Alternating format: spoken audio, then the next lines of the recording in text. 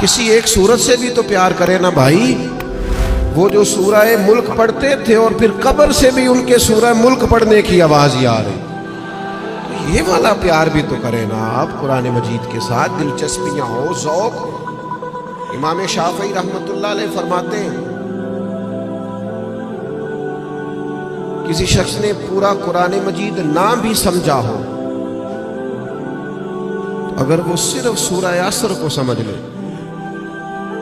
انتہائی جامع, انتہائی مختصر, اور دین کا پورا مفہوم سورہ عصر میں بیان ہوا, اگر وہ صرف سورہ عصر سمجھ لے تو اس نے دین کے سارے مفہوم کو سمجھ لیا. اور صحابہ کا اتنا مضبوط مزاج تھا ان باتوں پر کہ جب وہ کسی سے ملاقات کرتے, السلام علیکم ہوتی, تو اتنی دیر تک جدا نہیں ہوتے تھے جب تک سورہ عصر کی تلاوت نہیں کر لیتے تھے.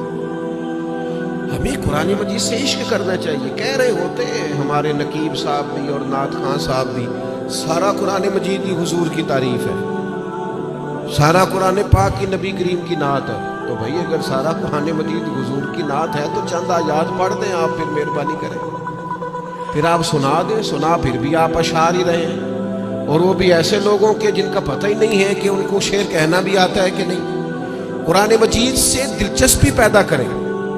حضرت ابو موسیٰ اشعری رضی اللہ تعالیٰ عنہ خوبصورت قرآن مجید پڑھتے تھے. حضرت عمر انہیں بلا کے فرمایا کرتے تھے, ابو موسیٰ ذرا مجھے میرے رب کی یاد تو دلانا. تو وہ اشارہ سمجھ جاتے اور فوراً قرآن مجید کی تلاوت شروع کرتے. قرآن پاک سے پیار کریں. یہ رمضان کا قرآن سے خاص رشتہ ہے.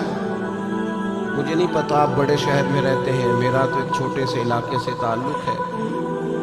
ہم جب چھوٹے ہوتے تھے تو گھروں میں بہن بھائیوں کی, حتیٰ کہ بڑوں کی بھی دوڑ لگی ہوتی تھی.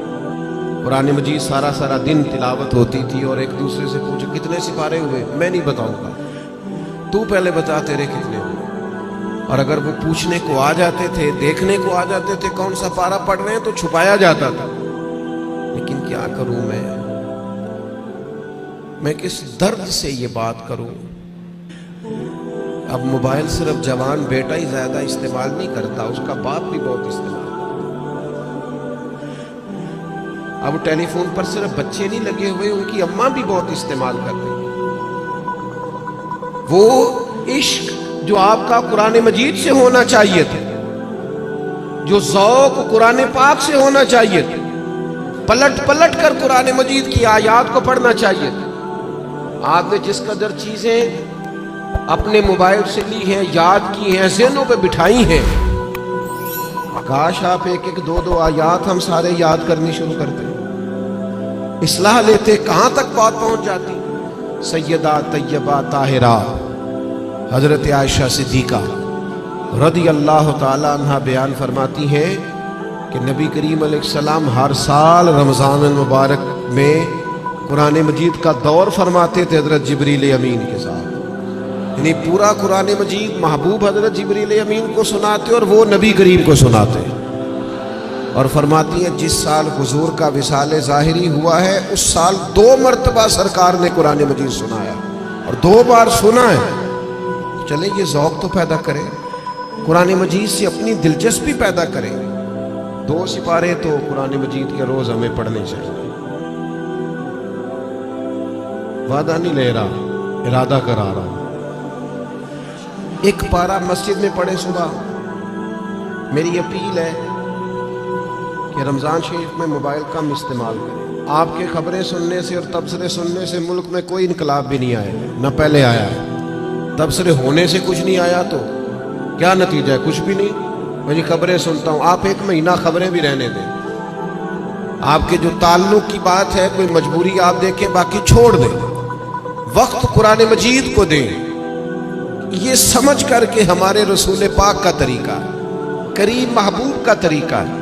قرآن مجید کو رمضان میں خاص وقت دیں. 1 پارہ مسجد میں پڑھیں, مسجد کا حق ہے. 1 گھر میں پڑھیں, گھر کو قبرستان نہیں بنانا. اور تراویح کا آپ ارادہ تو کریں کہ میں نے انشاءاللہ ایک ہی مسجد میں شروع کرنی ہے اور پوری 20 رکعت پڑھنی ہے, اور اسی مسجد میں پورا قرآن مجید سننا. صرف ایک کام کیجئے گا, بیچ میں چھٹی نہ کیجئے گا. ورنہ اپنے آپ سے پوچھ لیں، جس دن چھوٹے ہوتے اسکول سے چھٹی کرتے تھے اگلے دن بھی چھٹی کرنے کو دل کرتا تھا، اور روٹین میں چلتے رہتے تھے تو کام روٹین میں پڑھو گے، ہر روز پڑھو گے اور کھڑے رہو گے تو کچھ بھی نہیں ہوگا۔ ایک دو دن میں انسان کی نفسیات ہے، ایک دو دن میں روٹین بن جاتی۔ آپ ایک دن اٹھے صبح 5 بجے، تھوڑا مشکل ہوگی آپ کو، بار بار موبائل بجے گا، دوسرے دن بھی شاید تھوڑی مشکل ہو، تیسرے دن موبائل بجے بغیر آنکھ کھلے، روٹین بن جاتی ہے آدمی۔ آپ پابندی سے قرآن مجید سنیں رمضان شریف میں، تراویح میں، کچھ بھی نہیں ہوگا۔ بہت گرمی ہوتی ہے، بہت مشکل ہوتی ہے، اور خدا کے بندو، جو قوم کئی گھنٹے امیگریشن کی لائنوں میں لگی رہتی ہے، جو پاسپورٹ اور شناختی کارڈ کے دفاتر میں کھڑی رہتی ہے، وہ قرآن مجید کے لیے کھڑا ہو کے تو دیکھے اللہ کی رحمت کتنی نازل ہوتی ہے۔ وہ کوشش کرے تو صحیح۔ ہاں کو شرعی عذر ہے، کسی کو کوئی ایسی تکلیف ہے، بیماری ہے، معاملہ الگ، قرآن مجید سے اپنا ذوق پیدا کرے۔ ہمارے ایک استاد صاحب تھے، پیر سید مراتب علی شاہ صاحب رحمۃ اللہ علیہ، حضور شیخ الاسلام خواجہ قمر الدین سیالوی کے وہ خلیفہ تھے، اور حضرت محدث اعظم پاکستان رحمۃ اللہ علیہ کے شاگرد تھے۔ تو میں نے ان کو دیکھا کہ وہ جب بہت ضعیف ہو گئے تھے، اس حالت میں بھی وہ بہت عرصہ انہوں نے خود قرآن مجید سنایا، تو حافظ کے پیچھے کرسی پہ بیٹھتے تھے۔ بہت بڑھاپا تھا، ظاہری طور پر کمزوری تھی، پر جو قرآن مجید سے ان کا پیار تھا وہ بڑا انوکھا تھا۔ قرآن مجید سے محبت پیدا کریں، ذوق پیدا کریں۔ اور میں آپ سے عرض کروں، آپ کا جو بچہ بڑا چھوٹا ہے نا، 2-2.5 سال کا ہے، بچی بڑی چھوٹی ہے، آپ قرآن مجید لے کے گھر میں بیٹھ جائیں، انشاءاللہ وہ بھی پارا لے کے آپ کے قریب آ کے بیٹھ جائیں گے۔ آپ یہ کریں، آپ دیکھیں انقلاب آتا ہے۔ تیسرا کام جو ہم نے رمضان شریف میں کرنا ہے،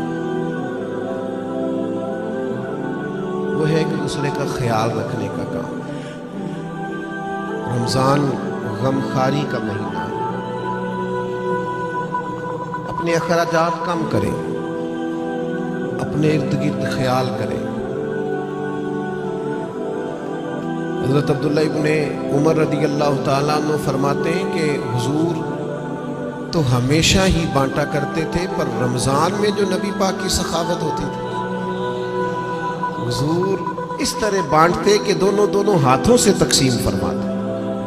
رمضان المبارک میں سخاوت کا مزاج بدلے۔ ہمارے ہاں بھی سخاوت ہوتی ہے، آپ کا نہیں مجھے پتا، ویسے ہمارے ہاں آئمہ مساجد کو جو جوڑا دیا جاتا ہے نا سوٹ سینے کے لیے، وہ 27ویں رمضان کو باز دو۔ آپ کے یہاں کب دیتے ہیں؟ وہ 27ویں کو اس لیے دیتے ہیں کہ درزی کوئی پکڑتا نہیں نا، پھر سی کے نہیں دے گا، بغیر سلا دیتے ہیں 27 کو، تاکہ کہیں امام سلوا نہ لے اور پہن ہی نہ لے۔ اب کون درزی پکڑے گا؟ آپ نے کہیں راشن دینا ہے یا کسی کو تحفہ دینا ہے تو وہ آپ رمضان سے پہلے دیں، اور علماء سے تصدیق کرا لینا، رمضان کی نیت کر کے رمضان سے پہلے بھی دے دو گے تو رمضان جتنا ہی اللہ اجر عطا فرمائے گا۔ اللہ کے بندے قبل از وقت کسی کو دے، اور مہربانی کریں، لوگوں کو لائنوں میں لگانے کا شوق نکال دیں۔ جب رب نے ہمیں دیا تھا تو لائنوں میں کھڑا کر کے نہیں دیا تھا۔ یہ کیوں شوق پیدا ہو گیا؟ پتہ ہے مومن کی عزت کتنی ہے؟ اللہ کے حبیب علیہ السلام نے فرمایا مومن کی عزت اللہ کی بارگاہ میں بیت اللہ سے بھی زیادہ ہے۔ ترمذی میں حدیث۔ شوق آ گیا لوگوں کو لائنوں میں کھڑا کر کے دیتے ہیں، آپ کو پتہ ہے۔ اور جس طرح الیکشن کے دنوں میں لسٹیں بنتی ہیں نا کس کا ووٹ کہاں ہے، اس طرح غریبوں کی لسٹیں بھی پہلے سے بنائی جا سکتی ہیں کہ کون ضرورت مند ہے، اور ایک جگہ پہ بیٹھ کر ہی بن جاتی ہے، سب ہو جاتا ہے اگر کرنا ہو۔ میرے عزیز، لوگوں کو دیا جائے، اور دیکھنا یاد رکھنا، اگر رمضان میں بھی کوئی کریانے والے کے پاس کھڑا ہو کے کہہ رہا ہونا کہ یار بس 2 دن اور نکالو میں تمہارا قرض چکاتا ہوں، تو پھر میرا خیال ہے کہ ہمیں اپنی افطاریاں اور سیاسی افطاریاں تھوڑی بند کر لینی چاہیے۔ پھر ہمیں غور کر لینا چاہیے کہ رمضان شریف میں بھی لوگ گزارشات پیش کر رہے ہیں۔ خدا کے بندو، اس تفریق سے ہم کب نکلیں گے کہ بس ہمیں لوگوں کو خیرات ہی دینی ہے؟ آپ لوگوں کے دکھوں کا مداوا کریں، آپ تعلیم کو عام کریں، روزگار کو عام کریں، اور آپ لوگوں کی ضروریات کی کفالت کرے. ایک شخص صرف دے اور ایک آدمی کو دے، لیکن اس کی ضروریات کا خیال کرے. اس طرح کا رویہ کہ مجھے 100 جگہ پہ دینا. حضرت عمر بن عبدالعزیز کے زمانے میں ایک شخص کو زکوٰۃ لگتی تھی، اتنے لوگوں نے زکوٰۃ دی، اس نے کاروبار کیا کہ اگلے سال وہ خود زکوٰۃ دے رہا تھا. لیکن وہ ہم تو لوگوں کو اس طرح کا رویہ رکھتے ہیں کہ بس ٹھیک ہے، یہ کام چلتا ہی رہنا چاہیے. تو آپ اپنی طبیعت میں رمضان میں سخاوت کا مزاج پیدا کریں اور اپنے ارد گرد ڈھونڈیں. حضرت امام زین العابدین رضی اللہ تعالیٰ عنہ کسی شخص کو کچھ دینے لگے تو زمین پہ رکھ کے چلے گئے اور پھر آواز دی، وہ میں نے کچھ آپ کے لیے تحفہ رکھا ہے فلاں جگہ، اٹھا لیجئے گا. تو کسی نے کہا حضور آپ نے نیچے رکھا ہے، دے دیتے. فرمانے لگے لیتے وقت وہ آنکھیں بھی نیچی کرتا،